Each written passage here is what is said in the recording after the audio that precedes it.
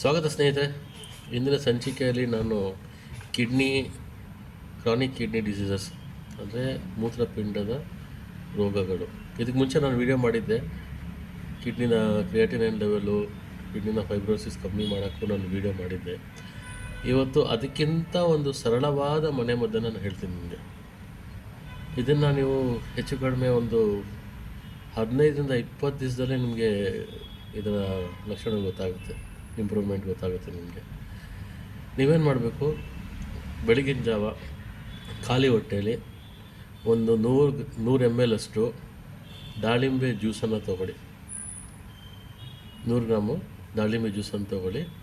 ಅದರಲ್ಲಿ 10 gram ಒಣಶುಂಠಿ powder ಹಾಕಿ, ಮತ್ತು 10 gram ಜೀರಿಗೆನ ಹುರ್ಕೊಂಡು ಪುಡಿ ಮಾಡಿಕೊಂಡು ಹಾಕಿ, ಮತ್ತು ಅದಕ್ಕೆ 4 ಗ್ರಾಮಷ್ಟು ಪಿಂಕ್ ಸಾಲ್ಟನ್ನು ಹಾಕಿ. ಇದನ್ನು ನೀನು 15-20 ದಿವಸ ಕುಡೀರಿ. ನಿಮ್ಮ ಕ್ರಿಯಾಟಿನೈನ್ ಲೆವೆಲು ಹೇಗೆ ಕಮ್ಮಿ ಆಗ್ತಾ ಬರ್ತದೆ ನೋಡಿ.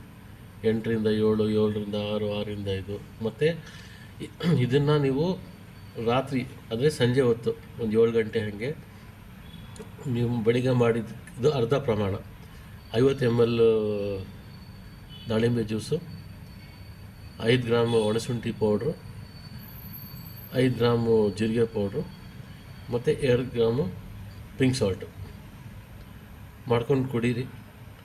ಅದ್ಭುತ ಪರಿಣಾಮ ಸಿಗ್ತದೆ ನಿಮಗೆ. ಮತ್ತು ಮತ್ತೊಮ್ಮೆ ಕೇಳ್ಕೊತೀನಿ, ಯಾರು ನನ್ನ ಚಾನಲ್ ಸಬ್ಸ್ಕ್ರೈಬ್ ಮಾಡಿಲ್ಲ, ಸಬ್ಸ್ಕ್ರೈಬ್ ಮಾಡಿ. ಇನ್ನಿಷ್ಟು ಸುಲಭವಾದ ಮನೆಮದ್ದನ್ನು ತಂದು ಕೊಡ್ತೀನಿ ನಿಮ್ಮ ಮುಂದೆ ಮಾಡ್ಕೊಳ್ಳೋಕ್ಕೆ. ವಿಡಿಯೋ ಇಷ್ಟ ಆಗಿರೋ ಲೈಕ್ ಮಾಡಿ, ಬೇರೆಯವ್ರಿಗೆ ಶೇರ್ ಮಾಡಿ. ಧನ್ಯವಾದಗಳು ಫ್ರೆಂಡ್ಸ್.